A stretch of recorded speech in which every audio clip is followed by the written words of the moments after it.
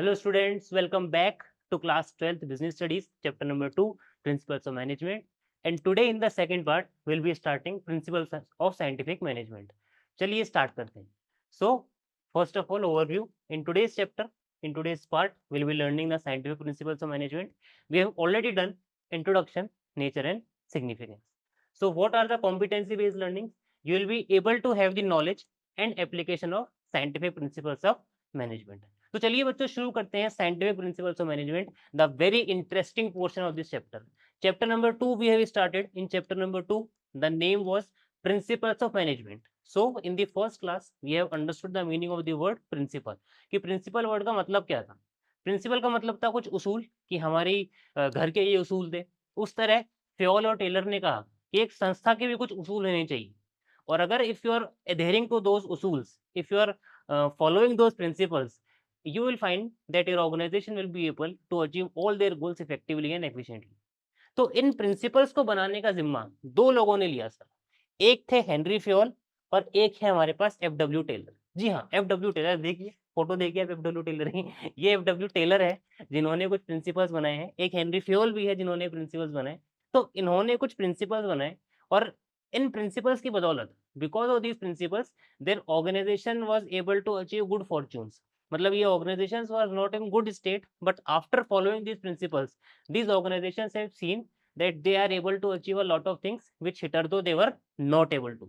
So वहां से इनको क्या मिली, इनको फेम मिला कि हाँ they are having such essence, this principles are having in essence, and afterwards it became the part of management education training and research. तो दो थ्योरिस्ट हमारे पास आते हैं, एक है हेनरी फ्योल, एक है एफ.डब्ल्यू. टेलर. इस तरह कह दीजिए कि क्लास 12th का सबसे इंपॉर्टेंट चैप्टर है ये. यहाँ से क्वेश्चंस बहुत आपको आने वाले हैं. और not even class 12th, when you will be going into your graduation, into your post graduation, each and every time principles of management will be encountering you. आप कहीं भी पढ़ाइए, कहीं भी पढ़िए, principles of management are at the core of commerce and management. So सबसे पहले कौन आ रहे हैं हमारे पास? सबसे पहले हमारे पास आ रहे हैं एफ.डब्ल्यू. टेलर. क्या कह रहे हैं एफ.डब्ल्यू. टेलर? एफ.डब्ल्यू. टेलर के जो प्रिंसिपल्स हैं वो जनरली, इस बात को बहुत ध्यान से समझिएगा, जनरली वर्कर्स के लिए एप्लीकेबल होते हैं. दो लोग थे, एक थे फ्योल, एक थे टेलर. फ्योल ने जो प्रिंसिपल दिए हैं वो मैनेजमेंट के लिए थे, मतलब जनरली मैनेजर्स को फॉलो करने थे. बट जो टेलर के प्रिंसिपल्स हैं वो जनरली एम्प्लॉयज के लिए, वो लोग जो एक्चुअली में काम कर रहे हैं उनके लिए थोड़े ज्यादा सूटेबल है. तो फ्योल ने जो प्रिंसिपल्स दिए थे, इन्होंने उसको दो तरीकों से बांटा. एक तो उन्होंने बोला कि कुछ उसूल होने चाहिए, उनको उन्होंने क्या नाम दे दिया? प्रिंसिपल्स. फिर उन्होंने कहा कि इन प्रिंसिपल्स को इस्तेमाल कैसे करेंगे, how to use this principles, इन प्रिंसिपल्स को अप्लाई कैसे करेंगे. तो उनको अप्लाई करने के लिए इन्होंने दी टेक्निक्स. तो ऑल एंड ऑल टेलर ने आपके पास दो चीजें दी है, एक है टेलर के प्रिंसिपल्स, एक है टेलर की techniques. In today's class we will be covering only principles. In the next class we will be covering only techniques. ठीक है, हम इसको धीरे धीरे सेगमेंट्स में तोड़ेंगे, एक साथ प्रिंसिपल टेक्निक्स को नहीं पढ़ेंगे, because that will might create a confusion in your minds कि हम कंफ्यूज हो गए प्रिंसिपल्स एंड टेक्निक्स के अंदर. तो मैंने उसको तोड़ दिया है. Today in this class we'll be studying about the principles. In the next class we'll be studying about the techniques. Afterwards we'll study about Fioll. Fioll ने सिर्फ principles दिए थे, उन्होंने कोई techniques नहीं दी. Although principles उन्होंने 14 दिए थे, टेलर ने प्रिंसिपल 4 ही दिए हैं. ये छोटा सा डिफरेंस है. तो चलिए थोड़ा टेलर को, प्रिंसिपल्स को जानने से पहले टेलर को तो जान लें कि टेलर है कौन. So F W. Taylor, he is also known as founder of scientific management. क्या कहा जाता है इनको? इनको कहा जाता है साइंटिफिक मैनेजमेंट का प्रिंसिपल. साइंटिफिक मैनेजमेंट किसने निकाला था? टेलर ने निकाला था. So what is scientific? Scientific का मतलब किसी चीज को करने का एक तरीका. आपने देखा होगा कई लोग बहुत ज्यादा कैलकुलेटिव होते हैं हर चीज के अंदर. फॉर एग्जाम्पल, आपको कोई सामान ही खरीदना है, वो बोलेंगे कि शैम्पू लेकर आते हैं. उन्होंने देखा कि शैम्पू की 700 ml की बोतल कितने रुपीस की आ रही है? 700 ml की बोतल आ रही है मान लीजिए 200 रुपए की. लेकिन उन्होंने देखा कि अगर मैं शैम्पू का पाउच लूं, एक पाउच पे 1 ml आता है, तो अगर मैं 100 ml के 100 पाउच खरीद लूं तो वो कितने रुपए के आ रहे हैं? 100 रुपए के आ रहे हैं. तो उन्हें कुछ हिसाब लगाया कि यार इसमें वो बोतल की कॉस्ट भी जोड़ रहा है, उसमें वो कॉस्ट भी नहीं है, बोतल से थोड़ा निकलेगा भी ज़्यादा, पाउच से एक बार में कम ही निकलेगा, तो कुल मिला के मेरे को पाउच किफ़ायती पड़ेगा, मैं पाउच ले लेता हूँ, या कुल मिला के मेरे को बॉटल किफ़ायती पड़ेगी, मैं बॉटल ले लेता हूँ. Generally we do not think so much, हम ले लेते हैं जो भी है. But some peoples are so calculative. Which means they are scientific person, उन्हें कुछ ना कुछ रीजन चाहिए, वो हर जगह अकाउंट्स बना लेंगे, हर जगह बैलेंस शीट बना लेंगे, and then they will be taking the decisions. Taylor ने भी कुछ ऐसा ही कहा। टेलर ने कहा कि हर काम को करने का एक तरीका होता है, उस काम को उसी तरीके से किया जाए तो अच्छा है। अगर आप तरीके को बार बार चेंज करेंगे तो क्या होगा, the resources will be wasted. So because he has propounded the scientific method of doing the things, he is also known as father of scientific management। Scientific management का फादर भी इन्हें कहते हैं, father founder whatever movement. Life time March 20 1856 to March 21 1915 तक ये थे, और इनका प्रोफेशन क्या था, American mechanical engineer. He was a mechanical engineer. जैसा आपने देख लिया, इंजीनियर है वो भी मैकेनिकल इंजीनियर, तो ऑब्वियसली साइंटिफिक बातें तो ये करने ही वाले हैं। सो चार इन्होंने प्रिंसिपल्स दिए। Let's study the concept of scientific management, कि साइंटिफिक मैनेजमेंट होता क्या है। ऑलरेडी मैंने आपको बता दिया है, साइंटिफिक मैनेजमेंट का मतलब किसी भी काम को करने का एक फिक्स तरीका, कि एक तरीका है, उसी से करो, आपको बेटर रिजल्ट्स मिलेंगे। हिट एंड ट्रायल मेथड मत करो, बिकॉज रिसोर्सेज आर स्केयर्स, और आप उनको इस तरह वेस्ट नहीं कर सकते। एक फिक्स मेथड है जो कई सालों की प्रैक्टिस के बाद, एक्सपेरिमेंट के बाद बना है, उस मेथड को फॉलो करने में आपको दिक्कत क्या है। ऐसा कौन कह रहे हैं, टेलर कह रहे हैं। और क्योंकि काम कौन कर रहा है, काम एक्चुअली में कौन कर रहा है, क्या मैनेजर काम कर रहा है, क्या टॉप लेवल मैनेजर काम कर रहा है, क्या मिडिल लेवल काम कर रहा है, क्या लोअर लेवल काम कर रहा है। सर फैक्ट्री में तो कौन ही काम कर रहा है, वर्कर ही काम कर रहा है। और क्योंकि इन्होंने क्या बोला है, काम करने का एक ही तरीका होना चाहिए, और काम कौन कर रहा है, वर्कर कर रहा है। That's why it is being said that Taylor's principles are generally applied on the shop floor workers. Workers के ऊपर इनके जो डिसीजंस है, जो प्रिंसिपल्स है, वो बहुत अच्छे से फिट बैठते हैं। तो चलिए स्टार्ट करते हैं। Taylor thought that by scientifically analysing work, it would be possible to find one best way to do it. He is most remembered for his time and motion studies। इन्होंने बहुत अच्छी दो स्टडीज दी थी, एक study है time study, एक study है motion studies. ये टेक्निक्स में आता है जो which will be taking in the next class.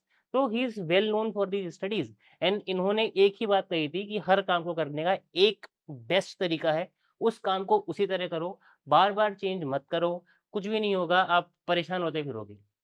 For example, आपने एक दिन पढ़ने का शेड्यूल बनाया कि मैं सुबह 4 बजे उठूंगा और आराम से पढ़ूंगा, आपसे उठा ही नहीं गया। आप अगले दिन बोले मैं रात तक पढ़ूंगा यार, मैं फिर लेट उठ जाऊंगा, मैं रात तक 3 बजे तक पढ़ूंगा, आपसे वो भी नहीं हुआ। फिर आपने बोला सुबह ही उठ जाएंगे, सुबह भी नहीं उठा गया, रात भी नहीं उठा गया।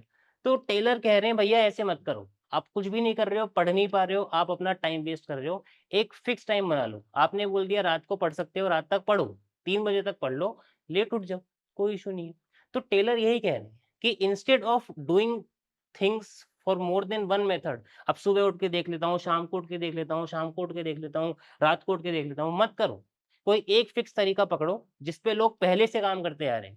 किसी टॉपर को पकड़ो जिसने बोर्ड एग्जाम्स क्लियर किए हो, उससे पूछो कैसे किया और उसको कर लो। ये कौन कहते हैं, हमारे टेलर साहब कहते हैं। तो चलिए देखते हैं टेलर के जो प्रिंसिपल्स हैं। जो टेलर का पहला प्रिंसिपल है वो है science not rule of thumb. ना what is the meaning of this rule of thumb, what is rule of thumb. Thumb देखिए हर किसी का अलग अलग है किसी में हर मतलब ह्यूमन बॉडी की बात करें, हर किसी का थंब अलग है depending upon the creature of body. So उसका मतलब क्या हुआ कि different persons different thumbs, which means different managers different tools. So अगर मैनेजर चेंज होते रहे और मैनेजर अपने हिसाब से रूल्स भी चेंज करते रहे, तो उसकी जो कॉस्ट है वो कौन बियर करने वाली है, the organisational bear the cost because of bad decisions. So Taylor has said कि साइंस से काम करो, कोई एक तरीका ढूंढ लो, उससे काम करो, रूल ऑफ थंब मत चलाओ कि मैंने ऐसा कर दिया, उसने ऐसा कर दिया, नहीं। एक फिक्स पैटर्न हो, सेट पैटर्न हो, उससे काम हो। इसका एक मैं आपको बहुत अच्छा एग्जांपल देता हूँ। सपोज करिए आपकी जो बिल्डिंग है, आपका जो ऑफिस है, वो किसी अपार्टमेंट के अंदर या किसी कॉम्प्लेक्स के अंदर 7th फ्लोर के ऊपर है। कौन से फ्लोर पे है, 7th फ्लोर के ऊपर है। आपको कुछ सामान 7th फ्लोर पे पहुंचाना है। कहाँ पहुंचाना है आपको, 7th फ्लोर पे पहुंचाना है। There are two alternative options. First, either carry it by stairs, सीढ़ियों से ले जाओ, और second, carry it on lift, lift के अंदर ले जाओ। सो टाइम से कहाँ पहुंच जाएंगे, क्या सीढ़ियों से पहुंचेंगे कि लिफ्ट से पहुंचेंगे, बताओ, दिमाग लगाइए। सर दिमाग लगाने वाली कोई बात ही नहीं है, कैसी बात कर रहे हो, ऑब्वियसली लिफ्ट से पहुंचेंगे। पता है ये बात, ये क्या था, ये है वन बेस्ट मेथड। ये क्या मेथड है, वन बेस्ट मेथड। अब एक नया मैनेजर आया, उसने बोला कि बगल में ना कंस्ट्रक्शन चल रहा है, तो कंस्ट्रक्शन में से मैं क्या करता हूँ, मैं एक क्रेन उठा के ले आता हूँ, क्रेन बुला लेता हूँ, और सारा सामान उस क्रेन से एक ही बार में पहुंचा दूंगा, उसकी हाइट को बढ़ा करके। लिफ्ट से भी क्यों लेके जाना है, लिफ्ट से भी टाइम लगेगा, एक आदमी लोड करेगा, एक आदमी अनलोड करेगा और 2 चक्कर लग जाएंगे। क्रेन से एक बार में काम हो जाएगा, वो क्रेन लिया है। Now is it effective to use a crane? क्या क्रेन से सामान लोड हो सकता है? भैया सामान ऊपर आते आते खराब हो गया, टूट गया, डैमेज हो गया, क्रेन है ना, मशीन है वो, लिफ्ट थोड़ी, लिफ्ट में तो बहुत इजीली आ जाता। तो उस मैनेजर ने बोला कि let's take the items via crane. He applied the rule of thumb, उसने अपना दिमाग लगाया, and because that was not a good option, the resources were waste. So Taylor ने क्या कहा, instead of finding the new things, do the work in the most best method which has been already applicable। Although ये चीज वहीं पे applicable है जहां पे उस चीज को करने का कोई नया तरीका आपको नहीं दिखता, because business needs to be dynamic. जहां चेंज हो सकता है आप चेंज करिए, but that should be the one best way method. So Taylor क्या कहते हैं, the different manager would follow the different indigenous rules. आ गई बात समझ में कि डिफरेंट मैनेजर क्या करेंगे, डिफरेंट रूल्स को फॉलो करेंगे। It is sure that all would not be equally effective.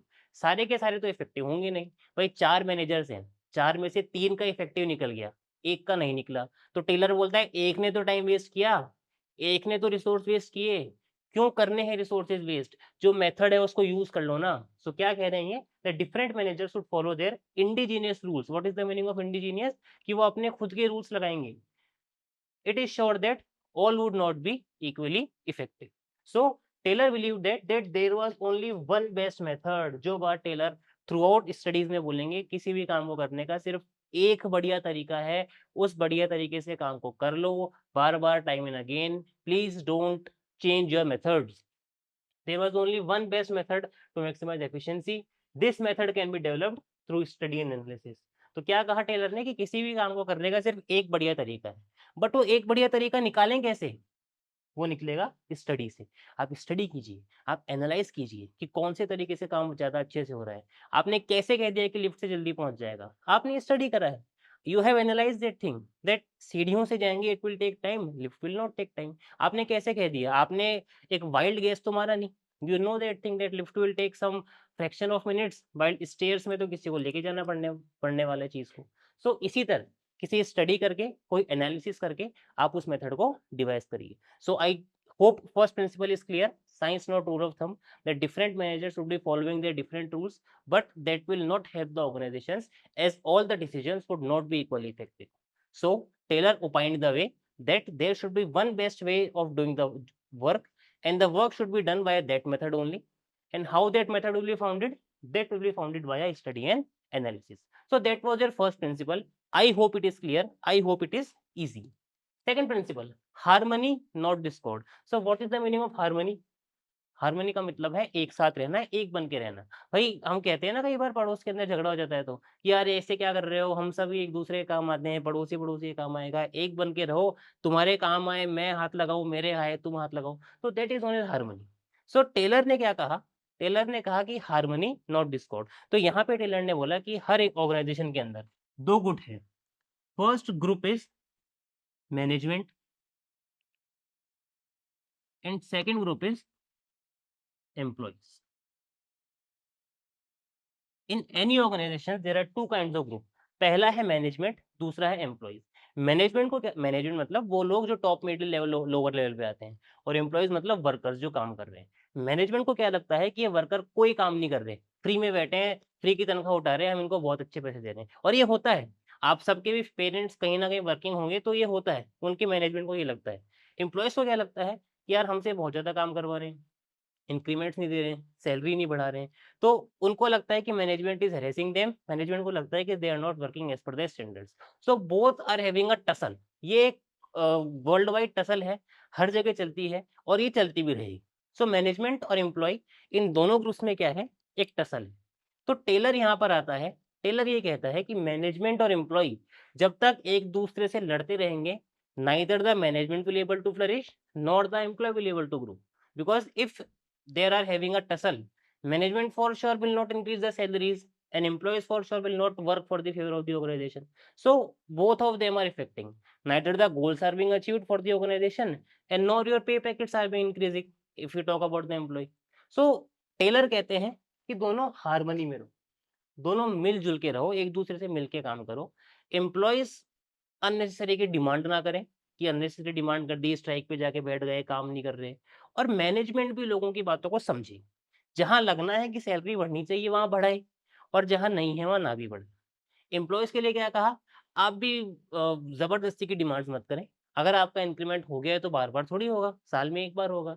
अगर आप कुछ काम बोल दिया तो आप उस काम को करें। आप हर बात पे स्ट्राइक लेके ना बैठ जाएँ। सो टेलर ने कहा कि दोनों ही पार्टीज़ को क्या समझना चाहिए, बातों को समझना चाहिए, और ऐसा होगा तभी कंपनी के अंदर हार्मनी आएगी, and if harmony will be there you will be able to achieve organisation goals. तो यहाँ पे ना टेलर ने एक टर्म कॉइन किया था, और उस टर्म का नाम है mental revolution.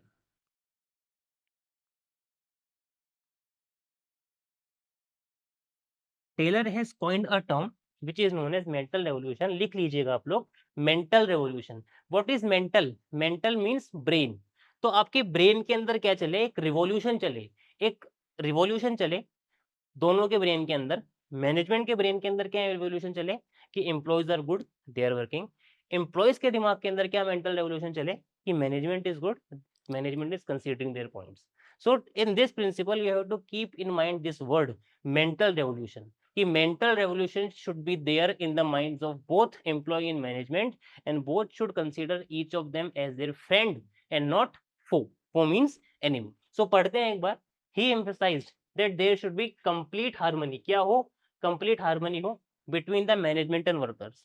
Both should realize that each one is important. दोनों को ये समझना पड़ेगा कि दोनों एक दूसरे के लिए जरूरी है। मैनेजमेंट को कोस के एम्प्लॉय भी आगे नहीं बढ़ सकता, और एम्प्लॉय को शोषण करके मैनेजमेंट भी अपने गोल्स अचीव नहीं कर सकता। दोनों को ये बात समझनी पड़ेगी। मैनेजमेंट शुड शेयर, अब पहले किसकी बात कर रहे हैं हम? मैनेजमेंट की। मैनेजमेंट को क्या करना चाहिए? Management should share the gains, जो भी कंपनी के गेन हो रहे हैं, जो भी कंपनी के प्रॉफिट हो रहे हैं, management should share the gains of the company with the workers. कैसे शेयर करें सर? उनको प्रॉफिट दे दे क्या? नहीं। गेन शेयर करने का मतलब ये है कि अगर आपको अच्छे प्रॉफिट्स हुए हैं तो उनकी सैलरीज बढ़ाओ। भाई आपको तो प्रॉफिट हो रहे हैं, आप उनकी सैलरीज नहीं बढ़ा रहे, तो obviously employees will be dissatisfied. So if you are having gains, if you are doing good, let's share them with the workers, give them a hike in their salary, they will be happy. वो अच्छे से आपके लिए काम करेंगे।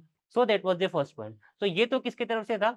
ये आपका था मैनेजमेंट की तरफ से। I hope it is clear. Harmony not discord के अंदर कोई भी डाउट इस चीज के अंदर?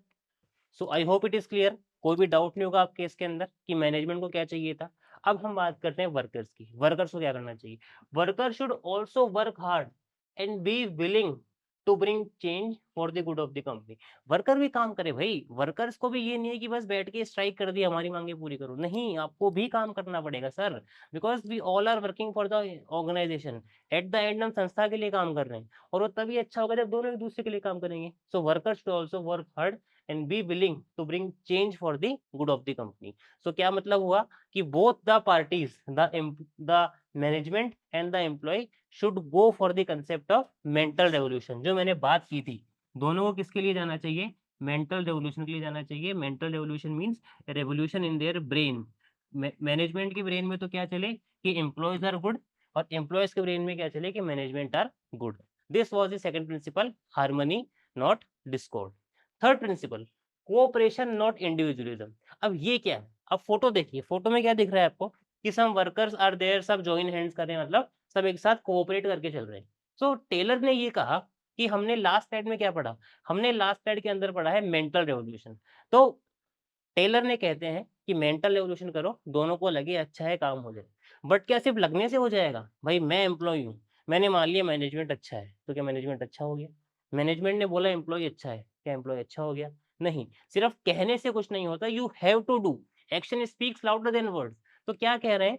This principle is an extension of the previous principle. ये प्रिंसिपल क्या कह रहा है कि आपने मान तो लिया पुरानी स्टेज पे, बट सिर्फ मानने से दुनिया नहीं चलती है। यू हैव टू वर्क, आपको करके दिखाना पड़ेगा। So start cooperating with each other. दोनों एक साथ चलें, ना कि गो इंडिविजुअल। अगर आप अकेले चलते रहोगे, आप बहुत ज्यादा आगे बढ़ ही नहीं पाओगे। कितनी आगे बढ़ पाओगे भाई? आपकी ग्रोथ ही नहीं हो पाएगी। So third principle is the extension of second principle. मतलब जहां हार्मनी नॉट डिस्कॉर्ड कंप्लीट होता है, वहां से कोऑपरेशन एंड नॉट इंडिविजुअलिज्म शुरू होता है। ये क्वेश्चन भी कई बार बोर्ड में आया हुआ है कि cooperation not individualism is an extension of, तो it is an extension of harmony not discord. Harmony not discord में टेलर ने ये कहा कि हमको ऐसा मानना चाहिए कि एम्प्लॉय के लिए मैनेजमेंट अच्छा है, मैनेजमेंट के लिए एम्प्लॉय अच्छा है। मान लिया, बट क्या मानने से काम हो जाएगा? Not at all. आपको वो चीज इंप्लीमेंट करनी पड़ेगी, और इंप्लीमेंट करने का मतलब क्या हुआ? Start cooperating with each other, don't go individualised. अकेले जाके ना तो आपका भला होना, ना मैनेजमेंट का भला होना है। So let's study this principle as well. There should be complete cooperation between the labours and the management instead of individualism. अकेले चलने से कुछ नहीं होगा सर। आप कितनी दूर अकेले जा पाओगे? आपको एक दूसरे के साथ चलना पड़ेगा। एक बहुत अच्छी सेइंग भी है कि if you go together will go further, if you go alone you will go faster. कि अगर आप अकेले जा रहे हो, if you go alone you will go faster, आप फास्ट तो चल जाओगे, but if you go together you will go further, आप आगे ज्यादा चल पाओगे। तो ये वाली बात टेलर ने एम्फेसिस की है। This principle is an extension, लिख दिया मैंने यहाँ पे। This principle is an extension of principle harmony not discord. बहुत इंपॉर्टेंट पॉइंट है ये। Competition should be replaced by cooperation. Competition किससे रिप्लेस कर दे हम? कोऑपरेशन से। सब एक दूसरे के साथ काम करें, एक दूसरे की टांग ना खींचते रहे, एक दूसरे के लिए पॉलिटिक्स ना करते रहे, दोनों एक दूसरे को बचाएं। फॉर एग्जाम्पल, हम एक्सटर्नल हैं, हम कंपनी के बाहर हैं, तो कंपनी के बाहर अगर मैं एम्प्लॉय में मेरे बॉस की बुराई ना करूं, अंदर में कुछ भी कर रहा हूँ, बाहर वो मेरा बॉस है, मैं उसकी तारीफ करूँ, बॉस बाहर जाके मेरी तारीफ करे, तो cooperation should, competition should be replaced by cooperation. Both should realise that they need each other. Exactly, आप दोनों को रियलाइज करना पड़ेगा कि काम आप दोनों के बिना एक दूसरे का नहीं हो सकता। टॉप मैनेजमेंट किसके लिए पॉलिसी बनाएगा अगर एम्प्लॉयज ही नहीं होंगे तो top management also need employees and employees also need management. Employee काम करके दे देगा, बट उसको पैसा कौन देगा? मैनेजमेंट देगा। So both should realise that they need each other. I hope this principle is also clear. आसान प्रिंसिपल था, आपको ये समझ आ गया होगा। कोई भी डाउट अगर इसमें हो तो बताइए आप। सो हमने 3 प्रिंसिपल पढ़ लिए हैं। सबसे पहला प्रिंसिपल आपका था science not rule of thumb, दूसरा आपका था हार्मनी नॉट डिस्कॉर्ड, और तीसरा प्रिंसिपल आपका है cooperation, not individualism. Now the fourth principle. The fourth principle is development of each and every person to his or her greatest efficiency and prosperity. थोड़ा बड़ा principal है ये, थोड़ा नहीं बहुत ही बड़ा प्रिंसिपल है। 3 लाइन का तो प्रिंसिपल ही हो गया, इसको याद करने में थोड़ी दिक्कत लास्ट तक रहती ही है, बट ट्रस्ट में याद हो जाएगा। आप 1-2 बार रिवीजन लगाएंगे ना, आपको बहुत इजीली याद हो जाएगा। तो इस प्रिंसिपल में टेलर ने क्या कहा? इस प्रिंसिपल में टेलर ने ये कहा कि अगर आप किसी एम्प्लॉय को हायर कर रहे हो, अगर आप किसी एम्प्लॉय को हायर कर रहे हो, तो जो अच्छी क्वालिटी का जो प्रोसेस है वो हायरिंग से ही शुरू हो जाए। आप कई बार देखते हो, आप बोलते हो कि हमारे घर में जो मेड आ रही है यार वो अच्छा काम नहीं करती, वो ढंग से झाड़ू नहीं लगा रही है, वो देखो वहाँ कचरा रह गया, वहाँ वो रह गया। तो गलती कहाँ थी? गलती उसके सिलेक्शन में थी। आपको ऐसे इंसान को सिलेक्ट ही नहीं करना चाहिए था। आप अच्छे इंसान को सिलेक्ट करते तब काम अच्छा होता।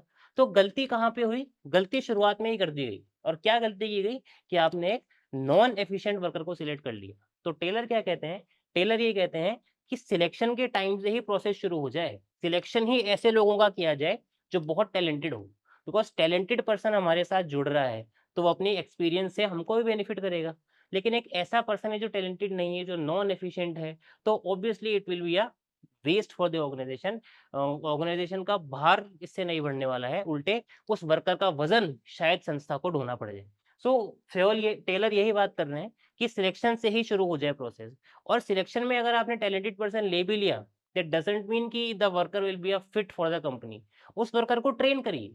ठीक है, वो वर्कर टैलेंटेड था, वो हमने समझ लिया, उसके पास स्किल सेट है, वो भी हमने समझ लिया। लेकिन मेरे बिजनेस के अकॉर्डिंग उसको क्या स्किल चाहिए, मेरे यहाँ पे कैसा काम होता है, वो तो उसको नहीं पता। मेरे लिए तो वो न्यू है। उसको ट्रेनिंग दी जाए। पहले किसको लेवे? टैलेंटेड इंसान को लेवे। फिर उसको क्या दे? ट्रेनिंग दे, सो दैट वो मेरे लिए बेस्ट काम करे। So fourth principle, development of each and every person to his और her greatest efficiency and prosperity. Taylor was of the view that the concern for efficiency could be built in right from the process of employee selection. Selection के समय से ही शुरू हो जाए, हर किसी को select ही ना किया जाए। Each person should be scientifically selected and work should be given as per capability. काम भी उसको वही मिले जो वो अच्छे से कर सके। भाई मैं बिजनेस स्टडीज का टीचर हूँ, मुझे केमिस्ट्री पढ़ाने को दे दी जाए, क्या मैं पढ़ा सकता हूँ? या केमिस्ट्री वाले को बिजनेस स्टडीज पढ़ाने को दे दिया जाए, क्या वो पढ़ा सकते हैं? नहीं पढ़ा सकते। Although we all are teachers, अगर बुक को देखें, एक दो कुछ ट्यूटोरियल्स वीडियोस देख ले तो शायद कर सकें, बट वो एफिशिएंसी तो नहीं आ पाएगी जो शायद मैं बिजनेस स्टडीज में लगा दूं और केमिस्ट्री वाले फैकल्टी केमिस्ट्री में लगा दे। तो work should be given as per the capability, work should be given as per the skill set, work should be given as per the talent, and how the worker should be selected, worker should be scientifically selected. Scientifically selected mean जो भी काम आपको उससे करवाने हैं वो उसको पहले करवा के दिखा दो। फॉर एग्जाम्पल मुझे कहीं पे टीचिंग करनी है, मैं टीचर हूँ, मैं पढ़ाऊंगा, तो अगर मैं किसी ऑर्गेनाइजेशन में जा रहा हूँ तो किस चीज पे मेरा सिलेक्शन हो, मेरे पढ़ाने के स्टाइल पे हो। तो वो कॉलेज या कोचिंग या यूनिवर्सिटी या इंस्टीट्यूशन मुझे कहते हैं एक बार पढ़ा के दिखा दो, एक बार डेमो दे दो, कैसा पढ़ाने को आप कैसा पढ़ा पा रहे हो। मैंने पढ़ाया, उन्होंने उस पे 4 क्वेश्चंस पूछ लिए, मेरी नॉलेज चेक कर ली, that's it. This is the scientifically selected process. On the other hand आपने उसको, टीचर था उसको पढ़वा के ही नहीं देखा और रख लिया, बाद में अच्छा नहीं पढ़ाया तो गलती आप ही की थी। भाई आपको उसको क्या करवाना था, पढ़वाना था, उसको पढ़वा के तो दिखाओ, उससे पूछो तो सही कैसा पढ़ा रहे हो। So this is the 4 principle. So I hope Taylor के प्रिंसिपल्स आपको कुछ भी ऐसा नहीं लगा होगा कि यार क्या बात कर रहे हैं। सारे प्रिंसिपल्स बहुत ही टेक्निकली और बहुत ही साइंटिफिकली बने हुए प्रिंसिपल्स हैं, और इसीलिए हम कहते हैं कि टेलर ने बहुत ही अच्छा हमारे कंट्रीब्यूट किया है। तो जो भी टेलर के 4 प्रिंसिपल्स थे उनको एक बार अपन पढ़ते हैं वापस। सबसे पहला प्रिंसिपल क्या था? सबसे पहला प्रिंसिपल आपका था science not rule of thumb. दूसरा प्रिंसिपल आपका था कोऑपरेशन नॉट इंडिविजुअलिज्म। और तीसरा प्रिंसिपल आपका था हार्मनी नॉट डिस्कॉर्ड। और चौथा प्रिंसिपल आपका है development of each and every person to his और her greatest efficiency. So let's come to the learning outcomes. अब लर्निंग आउटकम्स को पढ़ते हैं कि what you learn from this video. Able to explain Taylor's principle. Now you are able to explain the Taylor's principle कि Taylor के principles क्या थे। Assessment time. The father of scientific management is generally refer to as, अब तो आपको पता ही है scientific management किसने दिया था? फ्योल ने? नहीं सर, फ्योल तो हमने भी पढ़ा ही नहीं। मैग्रेगोर? मैग्रेगोर तो आपके आए ही नहीं, ग्रेजुएशन में आएंगे। F W Taylor? जी हाँ, F W Taylor. Maslow? Maslow directing में कहीं आएंगे, अभी मास्लो को हमने नहीं पढ़ा। Question number 2, cooperation not individualism is an extension of the hit question for CBSE boards. उसको मैंने चला के यहाँ पे डाला है, आपको आता है ये। Science not rule of thumb, इसका तो कोई एक्सटेंशन था ही नहीं। मेथड स्टडी पढ़ा ही नहीं अभी तक। इक्विटी, वी डोंट नो ये क्या होता है। Harmony not discord, obviously harmony not discord का ये क्या था? एक्सटेंशन था। अनदर इजी क्वेश्चंस, और माइट भी पढ़ लिया तो इजी हो गया, whatever may be the case. Principles of scientific management are generally applied on, बढ़िया क्वेश्चन, ये अच्छा क्वेश्चन है बच्चे, मैं खुद कह रहा हूँ बढ़िया क्वेश्चन है। बताइए किस पे अप्लाई होते हैं? टॉप लेवल मैनेजर्स पे होते हैं, मिडिल पे होते हैं, शॉप फ्लोर वर्कर्स या लोअर लेवल मैनेजर्स? बताइए, हमने क्या बोला था? वर्कर्स पे होते हैं। वर्कर्स कहाँ पर आ रहा है? ये रहा। तो shop floor workers is the right answer. So बच्चों that's it for today's class. We have studied scientific principles, जहाँ पे हम क्या बोलते हैं, टेलर ने कहा कि there should be one best way of completing the work. He has given 4 principles. First was science, not rule of thumb. Second, cooperation, not individualism. Third was harmony, not discord. And fourth was development of each and every person to the greatest extent of her prosperity. So that's it for today's class. I hope आपको चीजें समझ में आई होगी। Next class will be more interesting, इससे भी ज्यादा interesting रहेंगी, जहाँ पे हम पढ़ेंगे टेक्निक्स, कैसी कैसी टेक्निक्स दी टेलर ने। और अब देखिए कि सारी बातें कितनी रिलेवेंट है आज के टाइम में।